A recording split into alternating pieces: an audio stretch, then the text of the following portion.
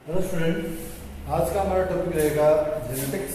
Genetics में हम सबसे पहले इसका इंट्रोडक्शन जानने का प्रयास करेंगे, क्या क्या जेनेटिक्स में है।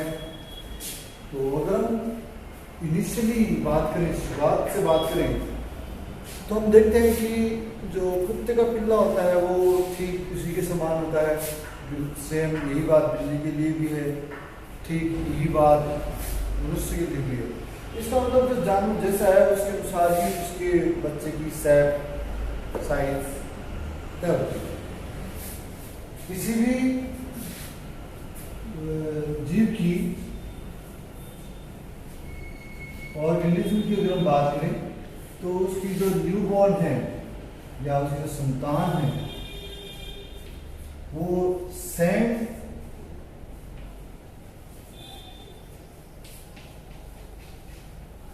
पेरेंट्स के समान हो। तो ये जो फीचर है जो किसी जीव से उसकी संतानों में आ रहा है 100%, इसी को हेरिडिटी कहा गया है।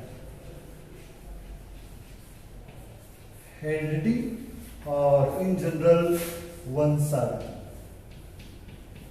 तो हिंदी वर्ड अपने आप में परिभाषित है, ये बता रहा है कि वंश की गति, movement of generation from one generation to another generation is called heredity. Heredity में माता पिता से गुण संतानों में स्थानांतरित होते हैं, इसीलिए वो अपने पेरेंट्स से सिमिलरिटी शो करते हैं। ये एक कैरेक्टरिस्टिक फीचर है, एक गुण मान लीजिए आप इसको। लेकिन जो ब्रांच है, ब्रांच जो इसको डील करती है उसे हम जेनेटिक्स कहते हैं। जेनेटिक्स इस प्रकार से हम डिफाइन कर सकते हैं कि ब्रांच विच डील्स हेरिडिटी और transfer of characters from one generation to another generation is called genetics.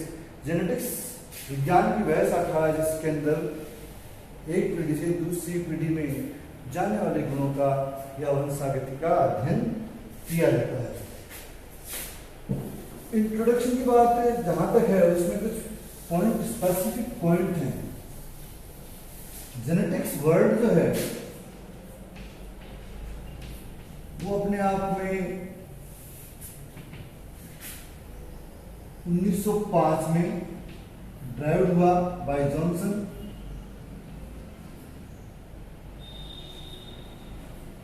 और हालांकि इस वर्ड में जीन वर्ड आ रहा है, लेकिन इसका क्योंकि एक ग्रीक वर्ड है तो उसका वर्डिंग या मीनिंग जो है वो है टू ग्रो, बढ़ने से, बढ़ना। एक पीढ़ी से दूसरी पीढ़ी में जब भी स्पेसिफिक कैरेक्टर का ट्रांसफर होता है तो उसको हम इंक्रीज होना ही बोलेंगे। इसीलिए वर्ड जो है वो जॉनसन के द्वारा डिस्कवर किया गया। अगर हम बात करें जेनेटिक्स की तो जेनेटिक्स का नाम सुनते ही हमारे दिमाग में एक ही शब्द आता है, वो है मेंडल। G.J. मेंडल बहुत ही फेमस और इंपॉर्टेंट है G.J. मेंडल।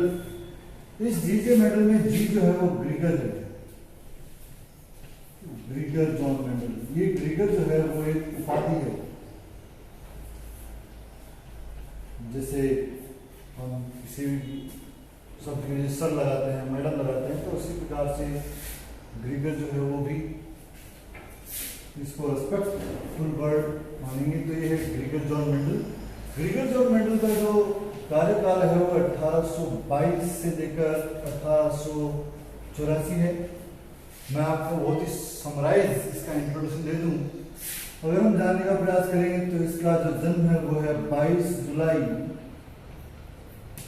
1822 एक किसान के परिवार में।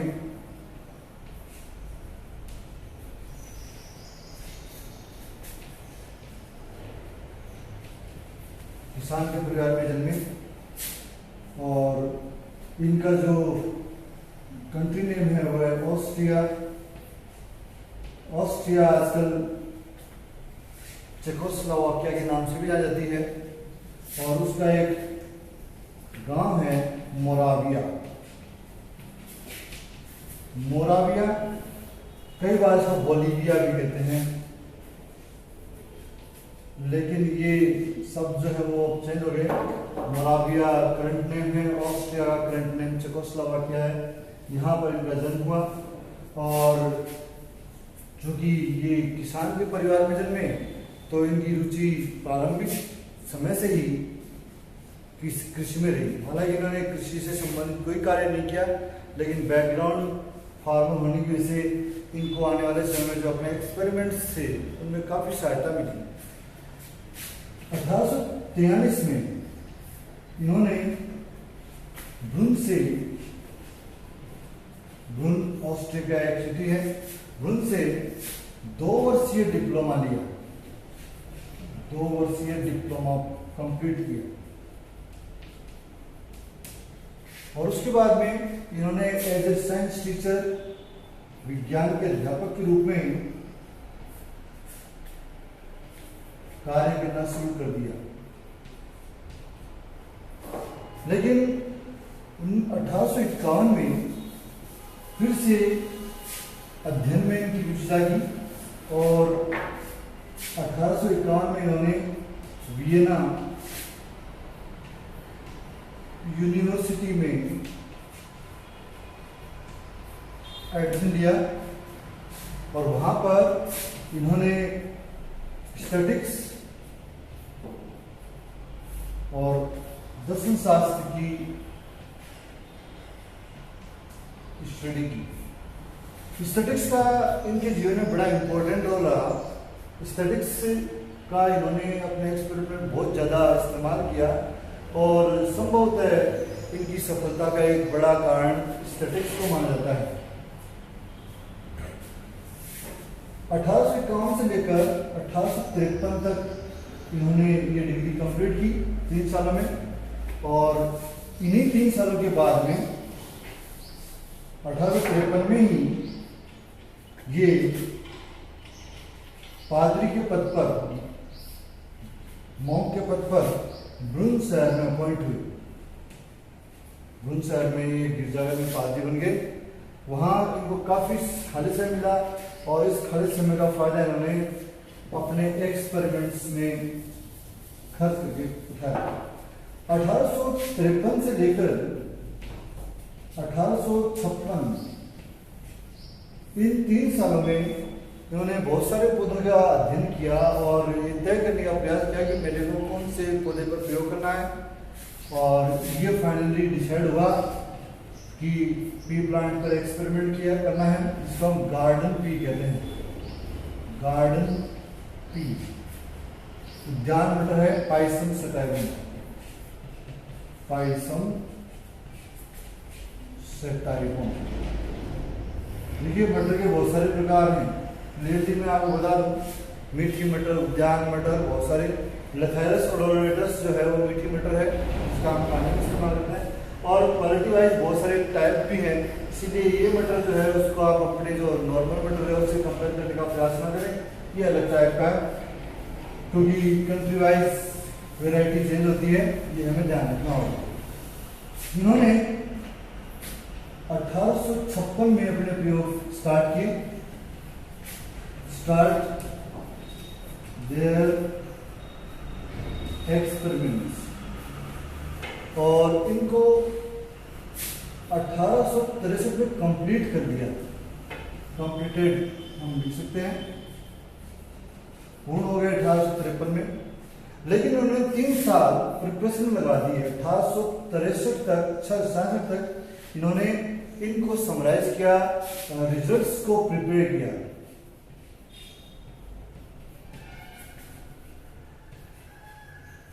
और फाइनली 1867 में इनको पब्लिश किया।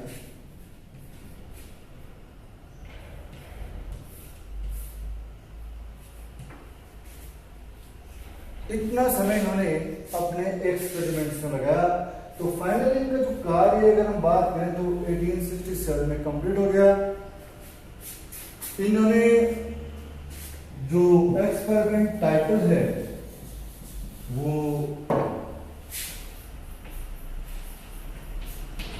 एक्सपेरिमेंट ऑन प्लांट हाइब्रिडाइजेशन चुना। इस नाम से इन्होंने अपने प्रयोगों को टाइटल दिया और जो पब्लिशिंग है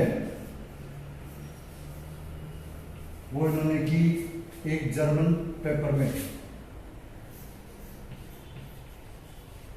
जर्मन पेपर में इसका इन्होंने पब्लिशिंग की, पब्लिश किया उसको। ये एक लोकल पत्रिका थी। इसके जो फेमस नहीं होने के कारण है उसको हम बाद में बात करेंगे। इसकी लैंग्वेज जर्मन होने की वजह से भी ये एक नेगेटिव पॉइंट रहा, लेकिन वो बात का पॉइंट है।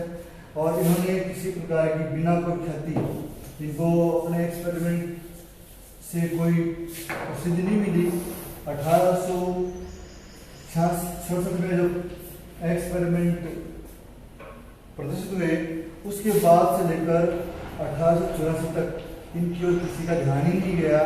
और इसी दौरान ये 6 जनवरी को हिपेटिक या chronic hepatitis, chronic hepatitis disease से मर गए। मतलब 6 जनवरी को ये शख्स मार गए। इनकी मृत्यु के 16 साल बाद, after 16 year of their death, 3 different scientist ने मेंडलिज्म को रीडिस्कवर किया और वो सन है 1900 में मेंडलिज्म जो है वो रीडिस्कवर हुआ by 3 different scientist from different countries. Number 1 Hugo de Vries from Holland, Holland के वैज्ञानिक। नंबर 2 है Karl Correns,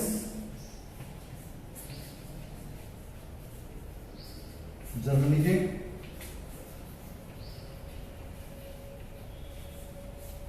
and third Erich von सेरमॉन।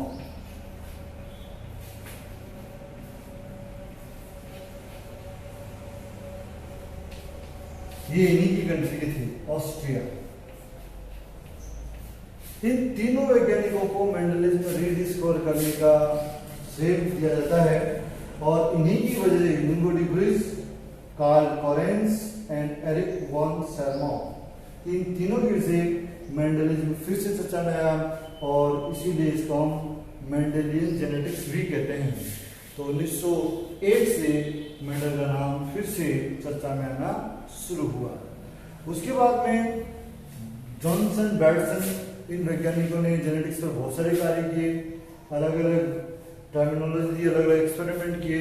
लेकिन हम पहले मेंडल के द्वारा किए गए एक्सपेरिमेंट्स के बारे में बात करेंगे। मेंडल ने मैट्रिक के पादप का चुनाव क्यों किया और उसके एडवांटेज क्या हैं। तब तक के लिए हम इस विषय में जो चर्चा है वो कल करेंगे और नेक्स्ट क्लास में हम मेंडल के एक्सपेरिमेंट्स को डिटेल से बात करेंगे। तब तक के लिए धन्यवाद, थैंक यू।